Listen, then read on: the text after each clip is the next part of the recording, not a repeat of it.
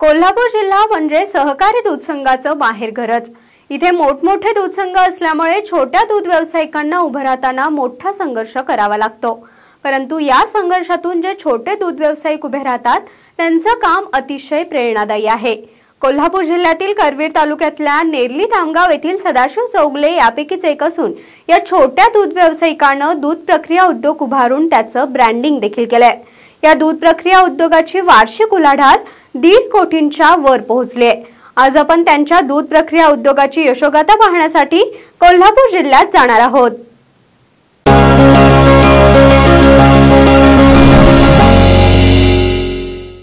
10वी पर्यंत शिक्षण झालेल्या सदाशिवांची 2 एकर कोरडवाहू शेती होती।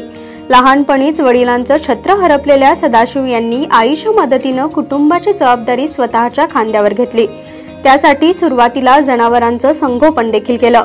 त्यानंतर काही काळ MIDCत, काही काळ सेंटरिंग काम, तसेच काही दिवस पतसंस्थेतही काम केलं।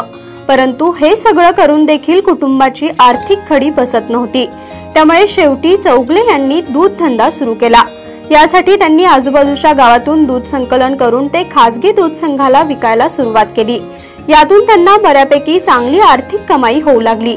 यातूनच प्रक्रिया उद्योगाची कल्पना चौगुले यांच्या मनात आली आणि त्यांनी दूध प्रक्रिया उद्योगाला सुरुवात केली। कुटुंबाची मोठी जबाबदारी माझ्यावरती असल्यामुळे शेती व्यवसाय आणि त्याला जोडधंदा म्हणून दुग्ध व्यवसाय करत होतो। सुरुवातीला माझ्याकडे 6-7 म्हशी होत्या। स्वतःचं 40 लिटर दूध होतं आणि हे 40 लिटर दूध मी संघाला घालत असताना त्याचं गणित अगदी बसना, म्हणून हे दूध काय करायचं म्हणून मी एक संकलन केंद्र सुरुवात केली पहिला, आणि त्या संकलन केंद्राच्या माध्यमातून दूध संकलन करायला सुरुवात केली। आणि एका खाजगी डेअरीला म्हणजे सहकारी संस्थांच्या पेक्षा सुद्धा वेगळी खाजगी डेअरी आहे त्याला द्यायला सुरुवात केली। त्यामध्ये मला थोडे प्रॉफिट मिळत होतं आणि अशी सलग मी एक 10 वर्ष त्या संस्थेला दूध खाजगी डेअरीला पुरवत राहिलो।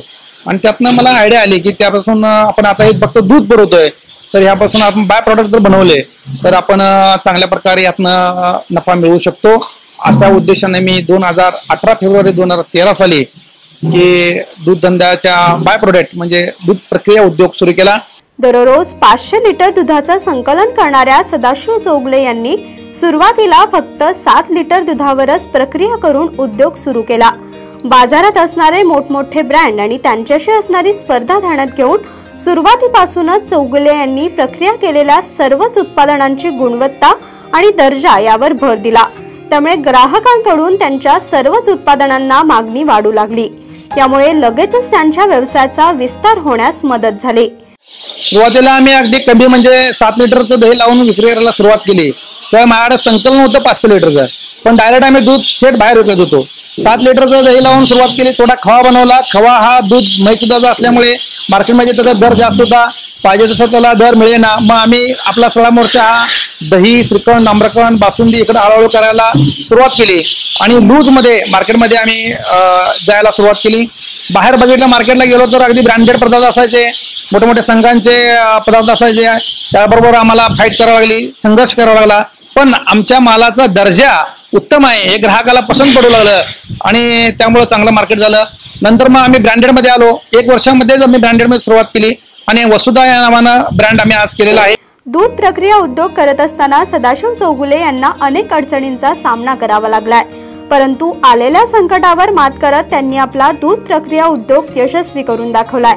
सदाशिव चौगुले यांनी व्यवसायाची सुरुवात केली त्यावेळी त्यांना दूध प्रक्रिया उद्योगाविषयी फारशी माहिती देखील नव्हती, तरी देखील त्यांनी मोठ्या हिमतीने या व्यवसायाची सुरुवात केली। त्यानंतर जसजशी मागणी वाढत जाईल तसतसा व्यवसायाचा विस्तार केला।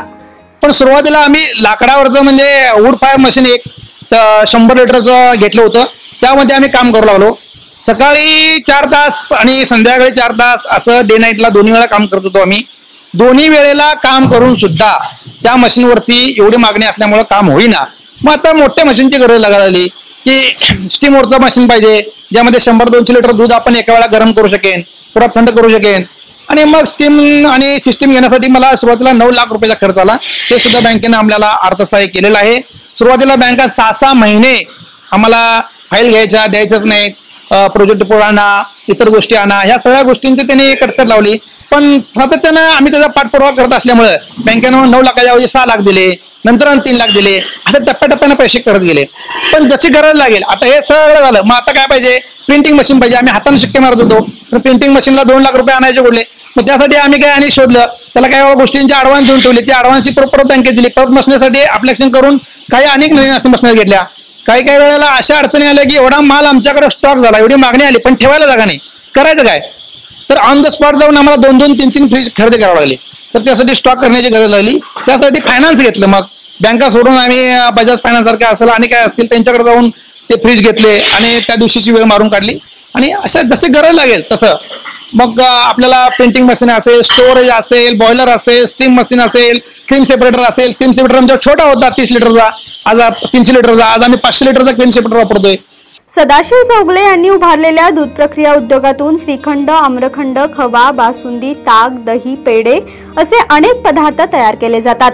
यासाठी दिवसाला किमान 1000 ते 1200 लिटर दुधावर प्रक्रिया केली जाते. यातून दिवसाला 40 ते 50 हजारांची विक्री होते. तर प्रत्येक दिवशी प्रति लिटर किमान 8 ते 10 रुपयांचा नफा शिल्लक राहतो.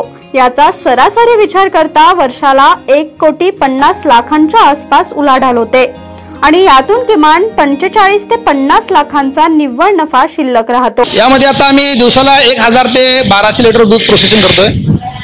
मार्केटमधनं आम्ही 100% म्हैस दूध उचलत असल्यामुळे संघापेक्षा 8 ते 10 रुपये लिटरला जास्त देऊन आमची दुधाची खरेदी आहे. साधारणपणे 56 रुपये, 58 रुपये या दरानं आम्हाला दूध मिळतंय. त्याचा ट्रान्सपोर्टिंग खर्च आहे 2 रुपये, प्रोसेसिंगचा खर्च आहे 2 रुपये, पॅकिंग 2 रुपये, असे त्याला साधारणपणे आमचे 6 ते 8 रुपये माल तयार व्हायला मिळतात. हे सगळं गणित जाऊन जर बघितलं तर रोजचं लाईट बिल साधारणपणे इलेक्ट्रिसिटीचा खर्च आमचा दिवसाचा 500 रुपयाचा आहे. जवळजवळ 150 किलो दिवसाला साखर लागते आम्हाला. 6 महिला कामगार काम करतात आणि त्या महिलांच्या माध्यमातून त्यांचा साधारणपणे मजुरीचा खर्च म्हटला तर साधारणपणे दिवसाचा 1000 रुपयाचा आहे. दिवसाला 3 गाड्या सेल्समन मार्केटिंग करतात, त्यांना आम्ही 10% कमिशन देतो. ह्या सगळ्या गोष्टींचा जर विचार केला साधारणपणे दिवसाचा सेल 40,000 रुपयाचा आहे, 40 ते 50,000 रुपयाचा.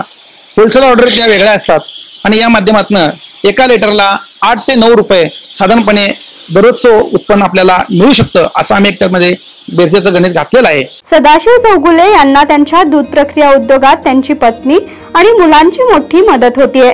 व्यवसायाची सुरुवात केली तेव्हा लहान असणारी मुलं आता मोठी झाली असून सदाशिव चौगुले यांच्या दूध प्रक्रिया उद्योगाची बरीचशी जबाबदारी आता त्यांची मुलंच सांभाळत आहेत. या व्यवसायाची आम्हाला कोणतीही कल्पना नव्हती, माहिती नव्हती, तरी आम्ही वेगवेगळ्या पद्धतीचा अभ्यास करून वेगवेगळ्या पदार्थ कसे तयार करायचे ही माहिती घेऊन सगळे पदार्थ आता आम्ही तयार करतो. ह्या व्यवसायाच्या दृष्टिकोनातून कोणत्या पद्धतीचं शिक्षण घेणं गरजेचं आहे हा हेतू आम्ही पहिला आणि डेअरी टेक्नॉलॉजी आणि फार्मिंग यामध्ये मी शिक्षण घेतलं आणि नंतरनं MBA मार्केटिंगमध्ये MBA करून माझं शिक्षण पूर्ण केलेलं आहे. हा व्यवसाय करत असताना जो माझ्या आईवडिलांनी जो मला प्लॅटफॉर्म तयार करून दिलेला आहे तो त्या प्लॅटफॉर्मवर आम्हाला आता रन करायचा आहे. ज्या युवा पिढीला या व्यवसायात आपलं करिअर घडवायचं आहे त्यांना त्याची पुरेशी माहिती मिळावी, त्यांना पूर्णपणे त्याचं ट्रेनिंग मिळावं यासाठी आम्ही आता प्रयत्न करत आहे. सदाशिव चौगुले यांनी शून्यातून सुरू केलेल्या दूध प्रक्रियेच्या छोट्याशा व्यवसायाचं आज मोठ्या उद्योगात रूपांतर झालंय. ताजे आणि भेसळमुक्त पदार्थ विकण्यावर त्यांनी कायमच भर दिलाय. त्यामुळे त्यांच्या ग्राहकांची संख्याही दिवसेंदिवस वाढताना दिसत आहे.